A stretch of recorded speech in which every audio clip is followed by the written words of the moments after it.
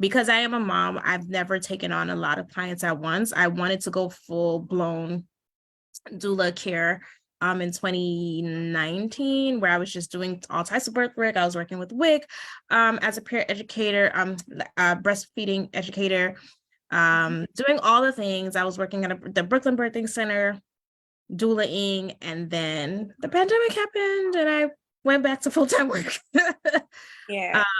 So, I do all the things, a women's health coach, Awesome. trying to get some herbal certifications under my belt and stuff like that. But I just love the work. So whatever it is, I'm down. I have some lactation education, birth assistant, whatever. Which politician, who's a city council member?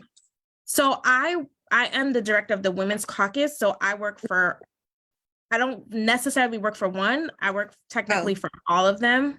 Okay. So my job is to collectively bring all of the female council members together to come up with legislation and things like that and be a force. Do you know somebody named Sapphire Garcia by any chance? That doesn't sound familiar. Do they work for a particular council member? She's like heavy into politics, but she has I'm in Kansas right now. She has an organization called Kansas Birth Justice, and she's like doing crazy, amazing things. She was on the news. In New York? No, in Kansas. Yeah. So she did she is it Texas?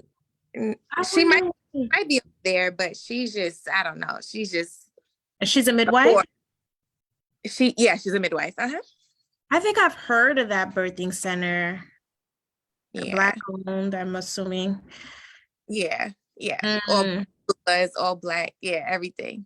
Yeah. Yeah. I might know. Yeah. But no, it's what I'm doing on a regular. Oh, it sounds exciting.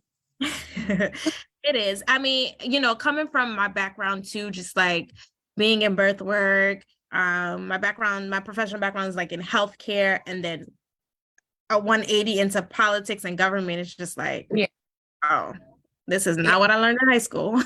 Yeah. I work for NIH. That was my last job. So okay. Yeah. In Atlanta? No, in DC with Dr. Fauci. DC. Yeah. Okay. That has always been a dream of mine, to work for NIH. Like, yeah. I just need to go ahead and get my master's or something. Do it. Absolutely. Master's. I don't pay for it. I went to St. John's University, guys. Do it. You can do it online. Do it. I love this. Making connections. Okay. I am not sure who has joined us yet. I know I just saw Janelle and lost her, but we'll get her back in a second. I just want to welcome you guys. Thank you for being willing to share your knowledge, to share your information, to educate mamas, and just to encourage them and support them. So official introduction, I am Zushanna Turner. I'm a graduate associate with Simply Redefining Wellness, and I will be facilitating tonight's discussion. And we are thankful to welcome Thamar and Christina to the discussion to support our Mommy Wellness Initiative and the mommies that are in our group. Christina, so Thamar, you can go first, because Christina, I know you have some slides to share as well.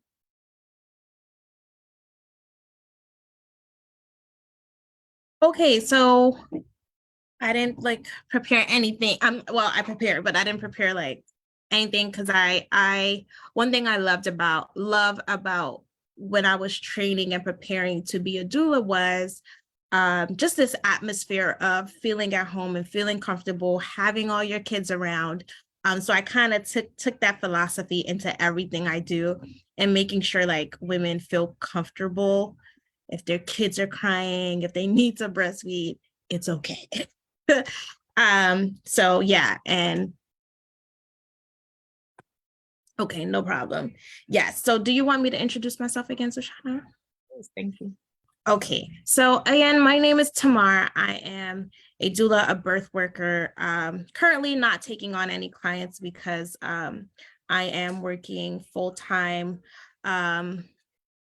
advocating for women all across New York City. But I want to get into a little bit about just the role of a doula, and we can go forth and you could stop me, ask any questions. Sushana, if you have a question, just feel free to ask me and stop me. So I wanted to start with why did I become a doula? I became a doula. Now, I always answer this question differently, but there's like, I feel like there was a seed planted a long time ago. My mom, a Haitian immigrant, did not speak any English when she was giving birth to her kids, and hearing her birth stories over and over. My birthday was a couple of weeks ago. I got the story again. I'm 36. And, you know, she had these three traumatic, separate, lots of years in between experiences. And so, you know, that always sat with me. And she has sickle cell. So hearing those experiences kind of just always stuck with me. I did not know what a doula was.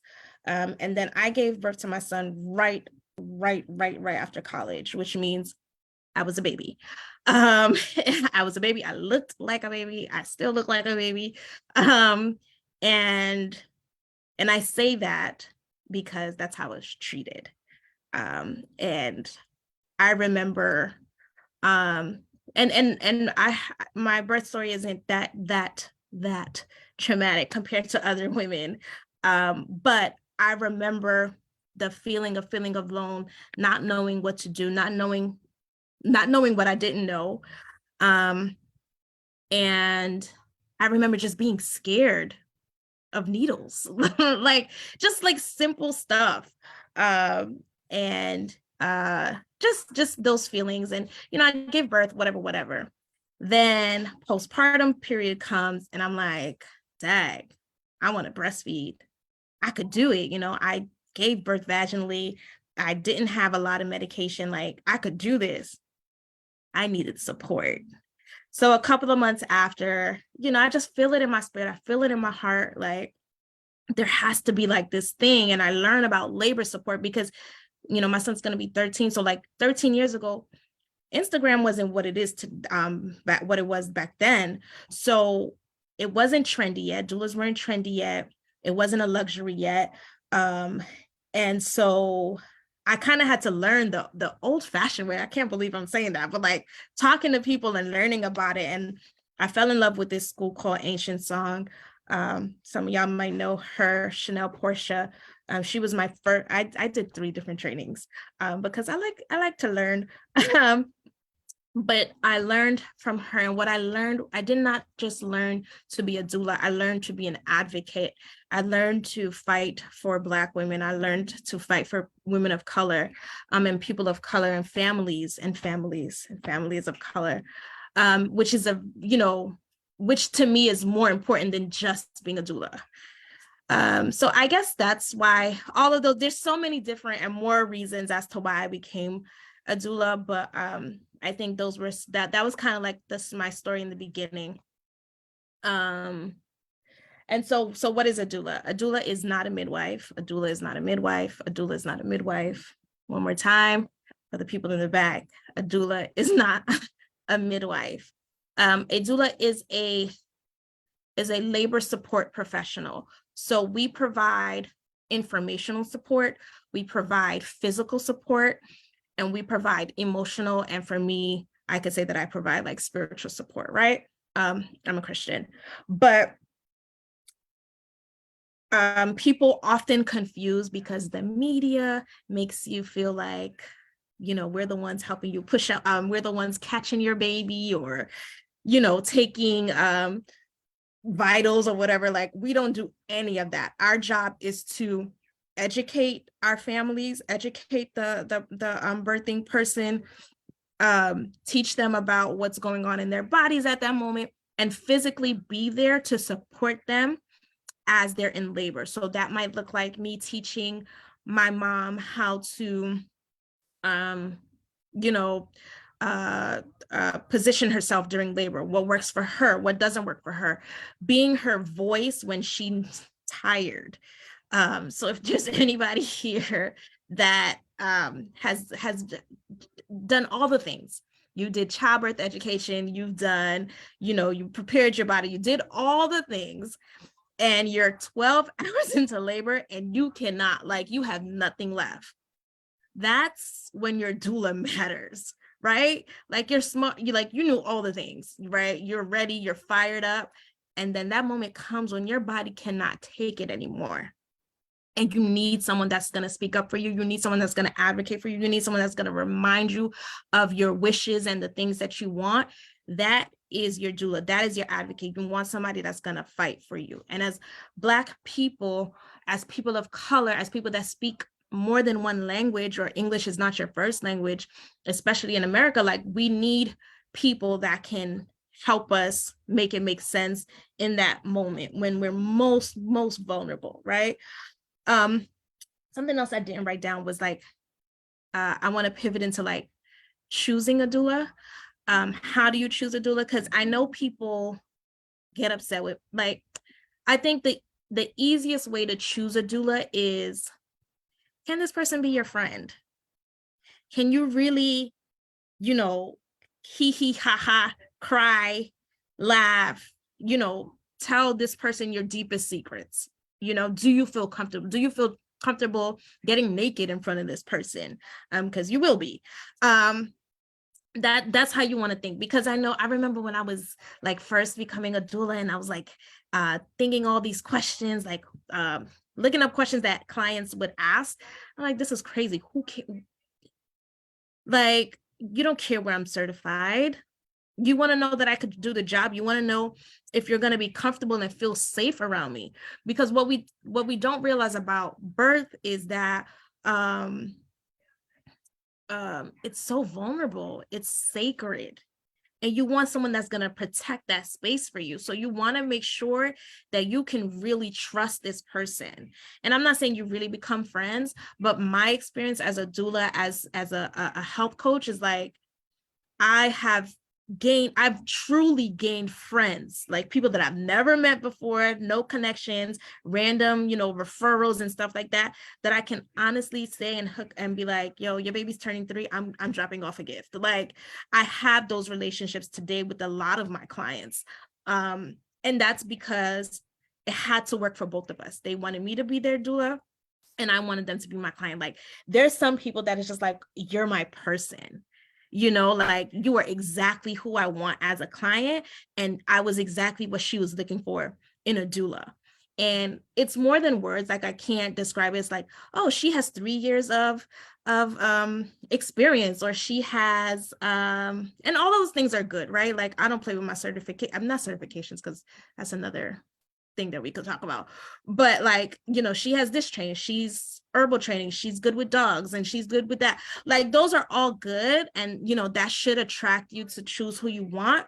But it's like, can I trust this person? Does this person, like, does she work for me? And all of that matters. So it's more about, it's definitely, yes, you want someone that's trained, you want someone that's doing continuing education and always learning and blah blah blah, but you want someone that is here with you, that you can build a relationship with in that next year, because potentially that person will be with you and you could count on them for like a year or so. The importance, so in my experience, right, I talked a little bit about my postpartum experience, and that's when I realized that I wish I had someone, because I thought, and let me tell you guys real quick, storytelling. I had milk. I never had a problem with the lack of milk. I never had a problem with like latching, right? Because that's 90% of the time, that's usually okay, maybe not 90%, but 75% of the time, it's usually latching, right? That's one of the biggest issues. I didn't have those problems. Like, my son came on, but I didn't know that I had to keep doing it. I didn't know that, hey, he's crying. Oh no, he needs more milk. And then, you have your other people that shall remain nameless, like your family, that was like, just give him a bottle, which what happens then I get a decrease in milk, right? And so I wish I had that support. I wish I had someone else to teach me different things that just, that I needed to debrief with, like go over my birthing experience. I didn't have anyone to do that with. I dealt with, and I might have the term wrong, prenatal something anxiety disorders, like PMADS, I think is the acronym. So like I dealt with what people usually talk about in postpartum. I dealt with it when I was pregnant. So I wish I had someone for those things, because one thing about me, I'm gonna figure it out on my own, but you need support. Like I personally needed someone. And the thing about postpartum is we prepare so much for pregnancy. We prepare so much for labor, not pregnancy. We prepare so much for labor that we forget everything else. And so I really feel that having a doula, so here's the thing where people get confused. If you hire a labor doula, right, you have that person before you give birth, so during your pregnancy, during labor, and they would probably, the norm is like one visit after, or maybe 2 visits after you give birth. So if you have a hospital birth, they'll probably see you within the first 2 days. So they'll probably see you in the hospital, and like a day or 2 after, or the day of when you come home, they'll probably see you, and that would be the end of their service. Then you have your postpartum doula that would kind of take over from there. And that doula can be also your postpartum doula, or you hire a different doula, whatever the case is. People, you want to have a postpartum doula. You want to have an expert in the room to help you, because that's when the work comes in. The work, yes, labor was work, but you need to have someone to like debrief with you, to go over whatever trauma or whatever goodness that happened during your labor, during your pregnancy. You want to have someone let you sleep for an hour or 2, make sure you eat, make sure, I think I mentioned this before, like I'm Haitian, like there's so many, there's so much culture, there's so much love and taking care of the mom during, and it's my favorite part, like from the baths to the food to just the massages, like there's just so much care.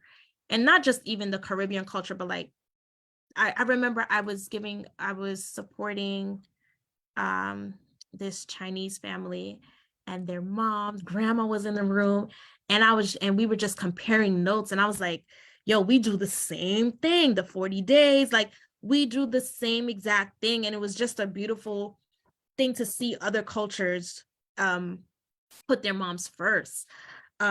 So in this society, we don't have that. In this society, it's, I got to get back to work. I'm going to take 3 weeks off. I have to do this. I have to do this all alone. No, postpartum doulas can sleep over your house. Like you can hire overnight doulas.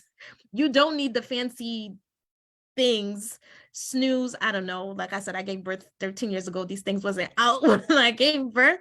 But, those fancy technical gadgets, that's like 700. You could find an average postpartum overnight doula for $40 an hour. You can do it for a couple of nights, especially in those first few weeks, those first few days. And if you want to breastfeed, and you don't have to, but if you want to, you need help. You really need help, whether you got it or not.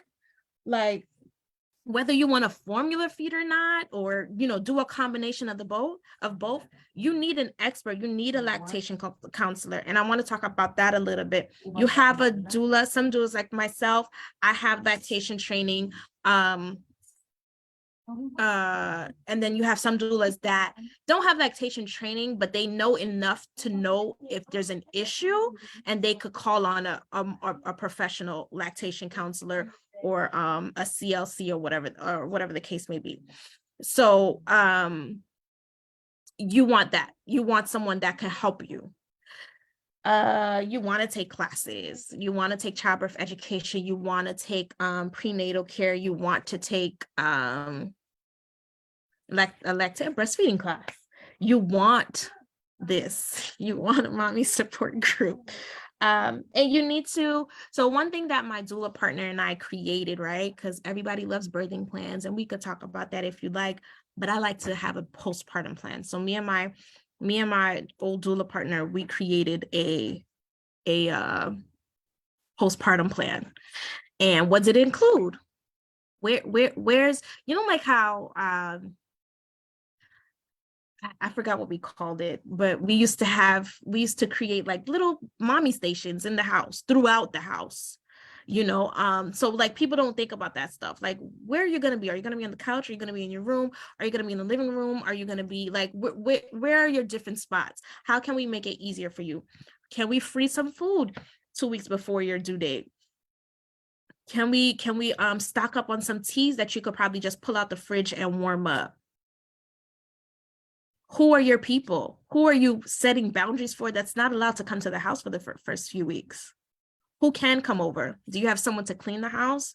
If there's siblings involved, can someone come watch them, take them to the park, or maybe watch the baby while you give the older kids some love and attention that they might need? So like there's so much to think about. What's the plan? What's your clinical plan? Like if you had a C-section, or if you have a really hard labor, what is that going to look like if you can't heal as quickly as some other families? What if you're a single mom? Like, so you have to put a lot into consideration that people don't think about. Right? We think about the cute crib sheets and the cute outfits, but we're not thinking about how much support we need. So all of that is important. One more thing about lactation is we have some real deep rooted stigmas that society has implanted in our heads. And I think that's why it's important for me to reinforce the fact that we need lactation consultants. We need people that are trained to help mothers with lactation, because something as simple as breastfeeding is 24/7. Formula feeding is 24/7, but it feels different because it is your body giving your baby food. So it's a mental thing.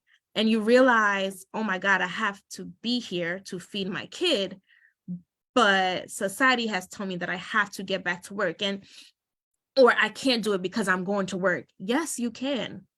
We can teach you to pump. We can teach you what it looks like to prepare your body to do both. But you wouldn't know that because society just tells you, no, you can't do this anymore. No, that's not true. You actually can. There are things you can do. There are ways to prepare.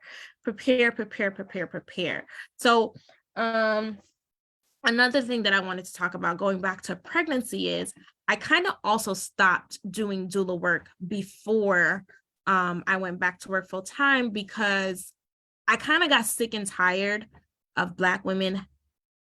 And it's not all rooted in what I'm about to say, but Black women are at a higher maternal mortality than any other culture because we're just not healthy.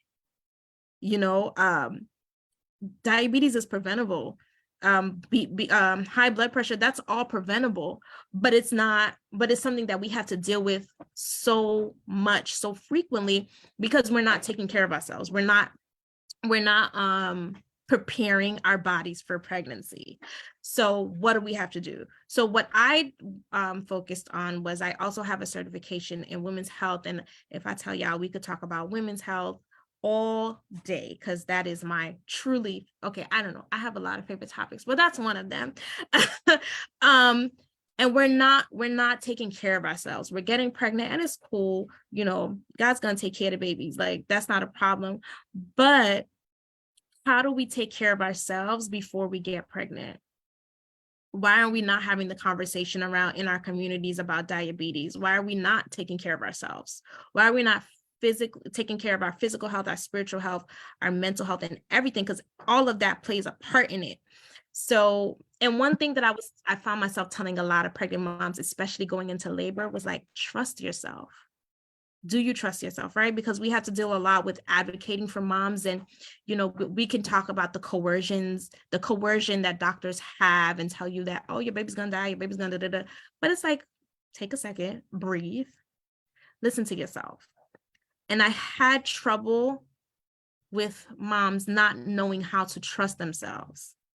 So I really went deep into wanting to work with women before they got pregnant, and, you know, working on meditation, working on breath work, working on just trying to get healthy, eating the right foods for fertility, working out. All of that plays a major part in our health. And I feel like I've been talking a lot, so I'm gonna stop here. But yeah. Thamar, listen, all I can say is thank you. Thank you, because you shared some serious gems, and you like answered all the questions and you hit all the topics. I do want to just reiterate, right? You talked about, and it's funny because what you just shared segues into what Christina is going to share with us. But something really vital and something really important that you pointed out was preparation, right? So preparation before the baby comes and preparation once the baby gets here. Oftentimes we don't prepare for the future, right? We plan for that wedding day, but do we prepare for the marriage? She's preaching. We think about, oh, it's going to be so much fun to have a baby. It's going to be a beautiful addition. We don't consider what we need as moms, physically, mentally, emotionally, and spiritually. And then society doesn't really consider what we need, right? Because then we are rushing back to work or rushing to quote unquote snap back, when in reality, mommy needs to be healthy emotionally, spiritually, physically, mentally, in order to take care of that baby who everybody is oohing and gushing over, right? And so I think having a doula during your prenatal care, during your pregnancy, during your labor and delivery, but also postpartum is very important. And so I appreciate all that you shared. You were not talking too much. You literally, I was writing down questions as you were talking, and then you were hitting the topic. So thank you. And we may have some more questions at the end. Yeah. But just for time's sake, we're gonna jump into Christina. Christina, go ahead and introduce yourself. Hi, everyone. That was wonderful. Thamar, right? That's the way you say it. Yeah, Thamar is fine. Perfect. Okay. Yeah. Okay. So yeah, I loved your story, your contribution, and Diana, you're welcome to share or talk or whatever you want. We can all talk because that's really what I wanted to do. Just a little bit about myself. Like the back and story from like how did we get here mentally, emotionally, spiritually. So my grandfather came here from Jamaica, West Indies, on a full scholarship to go to Columbia University. And it's been kind of like that tradition, that push, that work ethic since then, that just kind of been like flowing through my family tradition, and just kind of really pressing on everything that I do. He died like in his 90s, and he was like a national bridge champion. So up until his 90s. So he was just winning like $20,000 at games and things like that, walking away, like taking just high overachieving, living life to its fullest. So fast forward, my mother went to Ivy League. I went to Ivy League. So just like always pushing, work. So fast forward to my 30s, I find myself getting pregnant. I wanted a child, but I don't think that, and with all due respect to all the experts and everyone who's here, I don't think there's anything that can really prepare you for pregnancy. It just, and being a mom, it just transforms your life in a way that's very rewarding, but very demanding. And my family, there were many family traditions that came into play in my story. A lot of it I rejected because, my parents just had so many expectations. I had never met my husband's mom. She was in England, and she came. I had named my baby after her, as a traditional courtesy, because he's the oldest boy, and Kenyan tradition, the oldest boy has to name their child after the father and mother. So I did all of that, and they came with all their traditions, wanted to hug, kiss the baby, you know, introduce all these foods, red meat. I'm not a red meat eater, you know, eat this porridge. They wanted to give me Kenyan porridge. I'm like, no, Jamaican porridge. Like, I'm here doing all this stuff.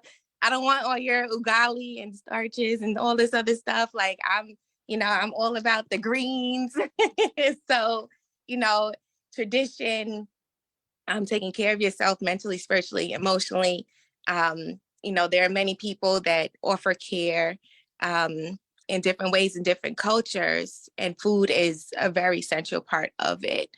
So I just wanted to share that since we're in a support group. And I know, Ayana, you had asked, like, let's go over some foods that are beneficial to the body before you get pregnant. And so I wanted to go over that really quickly. So greens are very, very important. They're very cleansing. They're high in iron. The body really, really needs iron, especially as women. I love these greens because they're protein greens and they're 5 grams per serving. I came across them actually after I gave birth. So it's really, really good for the body. And the body also needs protein for producing milk. So if you can get those type of greens, that's fine. But any greens, preferably dark leafy greens, kale, spinach, Swiss chard, bok choy, whatever is most familiar to your culture. But you do want to switch it up if you can. It's really important. I also have, as some props, I also have a NutriBullet. It comes with like a cup if you're not familiar. On top, you just put your ingredients in, and then turn it and switch it on, and you blend it. You can add water or some sort of liquid. I prefer nut milk. Nut milk is good for mothers also because it's high in protein. For me, I'm a holistic person. I enjoy alkaline water. A lot of stores, this is Flow, it's not biased to any brand, but a lot of stores also have water, alkaline water filters, where you can buy a container and fill your bottle up with alkaline water. Alkaline water is good for the body because the body's naturally, over time, becomes more acidic with sugar and different things that we eat. As you know, there's hydrochloric acid that's acidic, that's in our stomach. The body needs to be balanced. So I highly recommend alkaline water. So alkaline is more, acid is there's a scale from 1 to 14. The closer you are to 0, the more acidic it is. And the closer you are to 14, the more basic or alkaline it is. So highly recommend that. Calcium is really important for bone development. It's really good for the body. It's, I just came from the chiropractor. Vitamin D and calcium, that's what they always ask me and recommend the body having. You do need calcium replenishment after you give birth as well. My midwife stressed that to me. So it's good for breastfeeding. So you want to make sure that you have these things. And then, of course, I can't stress enough self-care. You have to be in a good environment to get naked with yourself, to trust yourself, to be beautiful, to prepare for the most vulnerable moments of life, whether it's pregnancy, pre-pregnancy, planning for birth, breastfeeding. I produce the most milk. I am a lactating, breastfeeding mom when I'm relaxed, when I'm calm, when I'm well rested. So you want to just make sure that sleep balances your routine, your diet, everything. So does anybody have what questions do we have at this moment? I have more things to share, but what questions do you have?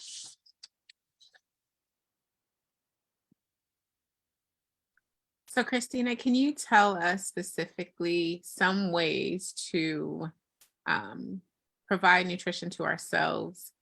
Or maybe this is the question, is there a difference between how you give yourself nutrition during your pregnancy versus postpartum? Is there anything that you need more of after you give birth to the baby? Sure. So so that transitions me um to foods that you can eat, you can't eat. So during the pregnancy, the placenta is very vulnerable. The placenta is the organ that provides nutrients to the baby. So you want to make sure that everything that you eat is good quality if you can. You want to make sure that quality foods go through your body, because every single thing that you eat is going to go to that placenta, every single thing. So, you don't want to do caffeine. You can do caffeine after you give birth. There's teas that are better and more, it supports your body more. So such as nettle tea. Nettle is high in iron. There's red raspberry leaf tea that's also high in nutrients. That's good for the blood pressure and nutrients for your body. In terms of after so you don't want to have sugars. You want to limit processed sugars. You want to eat as clean as possible while you are pregnant. You don't have to be as strict while you're lactating, but you do want to eat as clean as possible while you're pregnant. After, I know that people eat like lactation cookies and things that are a little bit more processed. So those things that I like, I have like nuts. I like pine nuts that I put in my smoothies. I can eat more smoothies, process more things with sugar, and I put them in my blender after pregnancy. Let's see, what else? You want to also be very, very careful about gestational diabetes when you're pregnant. There are things like Thamar said that you can do to prevent gestational diabetes. Does anybody have any feelings around, I know there's only one person that's not a mother, but does anybody have feelings around this? Is that a medicine cup, a mouthwash cup? Yeah, the medicine cup. So every time I went to the doctor gave me this. Does anybody have feelings? And I used to hate it. Does anybody have any feelings around it? To pee in it? Yeah, exactly. Okay. Does anybody have any feelings? This gave me a lot of anxiety. That's why I have it. Does anybody have any feelings like I did or no? No, the blood work is what gave me anxiety. The peeing in the cup, I was chilling. Okay. I always had to pee. So. Yeah. Okay. So this gave me anxiety because the doctor was like, we got to watch your protein. We got to watch your sugar. And it's like every other like time it was like something new. But I was like a crazy woman with this thing. And I got the strips. I couldn't find the strips. I got the strips and I used to pee in it. I got some for myself and I have them left over. And I used to pee in it every morning, monitor my own urine and my own sugar because I didn't want to start using this, which is to check your blood for sugar. You know what? It sounds like a lot, but it's really smart, right? So in a sense, it's preventative, right? Exactly. So it goes yes, and it goes hand in hand with nutrition. So I was like a mad woman with my nutrition every like morning, because that's when your sugar is the highest. I was checking, I was monitoring my diet, my intake, and if you want to talk, if diabetes is something that runs in your family, which it runs in my family, and you want to talk about it, we can talk about it offline. I defeated diabetes with this cup, this cup and the strips. And I refused. Like I told the doctor, like, I'm going to do everything I can so I don't have to use this. And so that I can, make sure that I can do a natural birth. Because one thing was your blood sugar like high and stuff, or was it was getting there. And they were like, if it gets high, you might not be able to do a water birth, because I had an all natural water birth. I gave birth at home. And in order for us not to be around any medical equipment and things like that, they had to make sure I did not have any gestational diabetes, that I didn't have protein in my urine, all that stuff, that my blood pressure was normalized. So I was like a mad woman with this cup and my diet and everything. Can I So just say congratulations, yay home birth, yay water birth, congratulations, congratulations, congratulations. Thank you. So yeah, so what you eat, that's why I brought this cup as an emphasis, because this is trauma for me, or almost trauma for me. So just so you know, that diet does work, and that, so you don't want to eat donuts, you don't want to, anything that's highly processed and high in sugar, don't want to eat it. You can eat it after you give birth. Of course, it influences, the more sugar and sweets it does influence the quality of your milk, but it's not as dangerous for the baby if you do consume things with sugar after you give birth and you're lactating. So quality proteins, and I ate a lot of fish. You want to make sure you know which fish aren't safe for your pregnancy, so that you're not consuming that. My blood pressure was really, really low because I had like a lot of quality proteins and fish in my diet. Let's see. Was there any other questions? I did want to talk about that. You mentioned fish. Are there Yes. certain foods that should be avoided? I know you said like things that are processed or high in sugar, but are there any specific foods that should be avoided during pregnancy or even postpartum? Yes. So raw fish, of course, you don't want to eat. That's dangerous for your body. You want to limit fish like herring, salmon, mackerel, sardines, things like that. You can have like 2 times a week, like try to vary it. Eggs, you just want to make sure that you have a balanced diet. There is a list of fish that's higher in mercury. I don't honestly know them offhand. You can look up research-based mercury fish. Like tuna's at the top of that, like really high on that list. Like, I'm sorry, you say? I don't remember. Like tuna being high on that list. Yes. I don't know. I don't remember. But yeah. It's kind of hindsight in hindsight, but I can look at it up right quick. I believe someone had said, so like definitely fish, raw fish, but I believe when I was pregnant, they said like cold cuts. Yes. Cold cuts as well. Mm-hmm. Yeah. So big eye tuna, king mackerel, orange roughy, swordfish, shark, tilefish.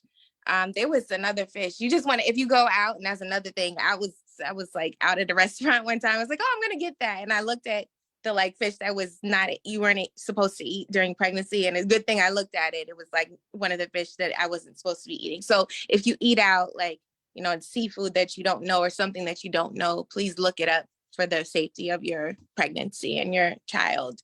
So yeah, there are fish and things, and your doctor or midwife, they can tell you ahead of time what to stay away for safety reasons versus nutrition reasons. They're hand in hand, but yeah, there are foods to avoid. Another thing, supplements. Not all supplements are created equally. There are supplements that are synthetic and were created in labs. So you want to make sure that you have a whole food supplement. I know that I recommended last week, Garden of Life. That brand, I love that brand. That's the brand of probiotic that I had, as well as my prenatal vitamin. You want to make sure that you have 2, what's it called? 2 types of probiotics. It's called Ruteri, and there's Rhamnosus. You can increase the amount of probiotics that you have in the second and third trimester. And the reason why is because the flora in your vaginal tract, it does change when you're pregnant, and it can cause some discomfort. So you want to make sure that you increase, don't take them at the same time, but you can take, instead of you're taking 1 probiotic pill, you can take 2. I personally, in terms of the prenatal vitamins, I like doing 1 a day, but you want to like get one that has like 2 a day. You can spread out the dosage, but I like the 1 a day vitamin. But just know that you do need a prenatal vitamin, and it really, really is important. Folic acid is important for the neural tube development. So you do need to make sure that you have that. Thamar, you went off mute. Yeah, you mean 1 a day, the brand, or you like taking 1 pill per day instead of 2 pills a day? Okay. Yes, versus 2 pills. Yes, sorry. Yeah. Okay. So as you know, nutrition can address a lot of things that may be in your family history: hypertension, preeclampsia, eclampsia, anemia, diabetes, gestational diabetes, interuterine growth restriction. Also, one thing. So if you're doing, for me, when I was doing a natural birth, when I got towards the end, I ended up giving birth to a 9-pound baby naturally. And we had like a lot of discussion back and forth about that. My midwife, she said, like it was a big baby for me to be carrying. I'm not a big woman. So you want to make sure that you walk, and also make sure that you know, and I didn't know this, like to the point where I was monitoring that towards the end of the pregnancy, you are monitoring what you eat, because the more dairy that you eat, you actually do increase, and the baby does gain more weight. And I don't know if I didn't have any feelings around pushing out a big baby. I was going to push her out naturally, regardless if it was up to me.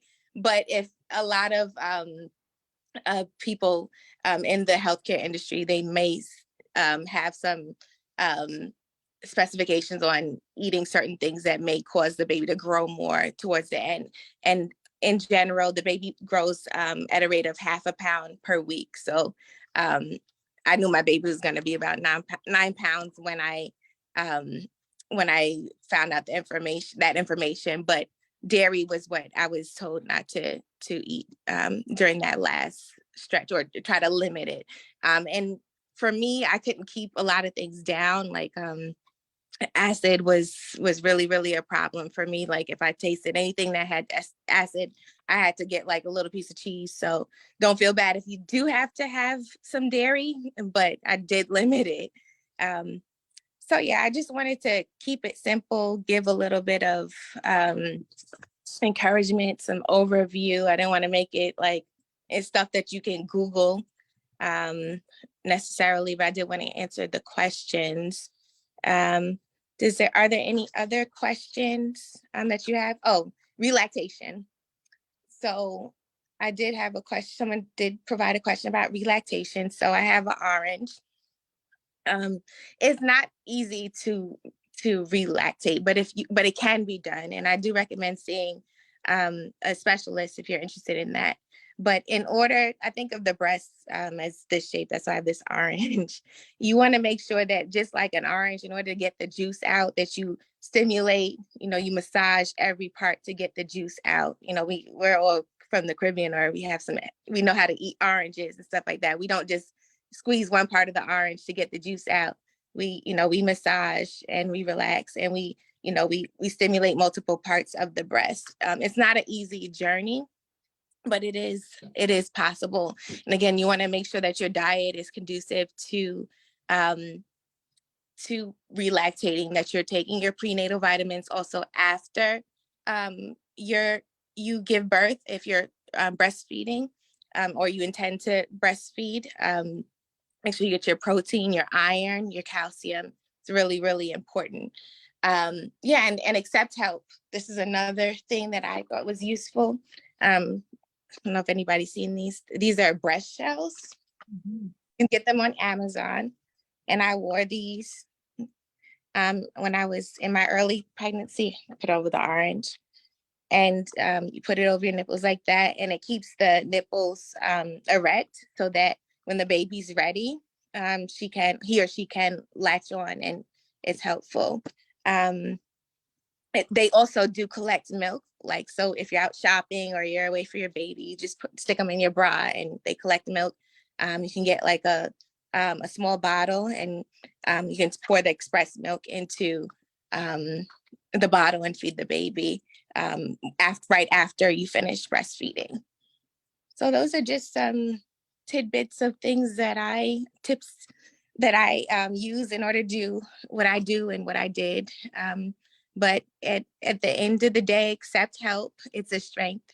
Thank you for your time. And if you have any questions, I do have a Calendly link that Shoshana could share. I'm also writing a book, which is an inspiration for moms. And yeah, shoot me an email or let's meet for 15 minutes when you have a chance. Thank you. Thank you so much, Christina. Oh my goodness. As well. Like hit all the topics. And I'm like, I never knew about the breast shells. I've never seen that before, but that's amazing and necessary. So I do want to say with that, there's also breast shields that help with breastfeeding. But we'll talk about that more when we have our lactation consultant come on. I did want to also mention like walking and movement. I know you talked a lot about nutrition, something that can also help during pregnancy and postpartum, just simply taking a walk, just simply making sure that you're active and moving. You don't have to run a marathon. Some people can while they're pregnant, some people can't, but just simply remaining active, taking a walk once a day, twice a day, is also helpful during pregnancy and postpartum. I don't see any more questions right now. I want to thank you guys so much. Thamar, do you want to share? So both of you can share your information, and we will also like put it in the live. But if you just want to share verbally. Before that, I wanted to talk a little bit about relactation. So like I remember that question too, but thinking back to like my lactation training, like there's different like steps to it, right? There's people that want to relactate that hasn't been lactating for like a year, or if we talk about other types of families where one person is pregnant and one person's not, and one person is going to feed and the other isn't. So for me, I was thinking like that. But for moms that might be discouraged, maybe you had a C-section, or maybe you had a vaginal birth, or whatever the case is, and it's been 2 weeks since your baby's been born and you're not like getting any milk. That also is considered, I guess we could consider that relactation. It is possible. You can continue to fully lactate and fully feed your baby breast milk. The thing to remember is one, and I think Christina touched on this, is like getting expert help, not like leaning on people that have no business giving you advice on breastfeeding. And like 3, consistency, right? So that might look like you having to pump and training your breast to, get used to the fact of like this supply and demand thing. Like the more you pump, the more you stimulate your breast, the more milk you'll make. And then because I haven't done this in a while, skin to skin. That is very basic help, very basic things that you will need to do. Putting that baby on your chest and just letting them chill, letting them smell you, because your body it's science, it's anatomical, like it is true. The more you create the love hormone, and that baby and your body will respond to that baby being on your chest and you just falling in love with your baby, blah, blah, blah. All of that happens, and your body creates milk for this human. And your brain just says, I need to make milk because there's something connected to me and I feel it. So those are like some of the things that you should do right off the top. You're consistent with pumping, you're consistent with getting the baby to latch on, you're consistent with just having the baby on your chest, and you get help. So that's all I want to say. And the other thing was like iron. I just wanted to emphasize iron a lot, because people don't realize that iron is the one nutrient that when your body is lacking it, you will make less milk. You could lack anything else, but you don't want to lack iron. So you want to make sure, and that happens a lot. Like you'll see a lot of moms when their period comes back, their milk kind of drops a little bit. So you want to keep taking your iron supplements. You want to eat, what Christina said about the leafy greens, your liver, your nettle tea. You want to make sure that you're keeping up with that, because that is the one nutrient that will mess with your breast milk. So yeah. So to end, I kind of wasn't I forgot about that part, like connecting, because I do full-time work and I haven't really been doulaing. But you could always reach out to me on my Instagram, Thamar Innocent. I love answering questions. As you know, I could talk about this all day. Like, I have a million stuff that I want to talk to Christina about. But yeah, Thamar Innocent. It's my name, Thamar Innocent. And yeah, we could start from there. You could email me at taminnocent@gmail.com, taminnocent@gmail.com. That's all. Thank you. And we're gonna put it in all of the places so that people can get in contact with the both of you. Just to kind of summarize, reiterate. Can I say one more thing? Absolutely. Okay, so one thing, so you mentioned about the women preparing for pregnancy, and this also goes for women who, in general, one thing that I learned is if you're lacking any nutrient, any vitamin, that your body will respond. You may get a cold, you may get any type of attack, whether it's subtle or what, you may feel lethargic. So you want to make sure that you have a balanced diet. Some people go by myplate.gov. Some people, go, get herbs that address different, deficiencies that they have. You just want to make sure that you address and you're taking care of yourself. So any, iron, yes, calcium, yes, everything that I discussed, yes, but you want to make sure that everything is balanced. That's really important. Watch your salt too, your sodium intake. MSG is terrible. So Chinese food is terrible. So yeah, just make sure that you take care of yourself. Thank you. Thank you, Christina. Yes, no, so important. So just to summarize, reiterate, the importance of a doula is insurmountable while you're pregnant and afterwards. A doula is not a midwife. The doula provides the emotional support, the mental support, the physical support, because they do make sure that you eat, your partner eats. And then, as Thamar said, she also helps with that spiritual aspect.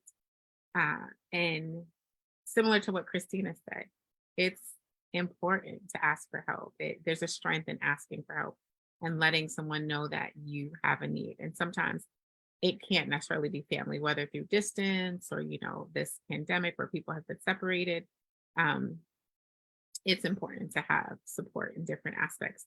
And with that nutrition, I heard eating well, staying hydrated, and that self-care is important to the wellness of the mom and the wellness of that baby. We need to make sure that we are well so that we can take care of others, whether it's that baby you just had or other children, the rest of your family.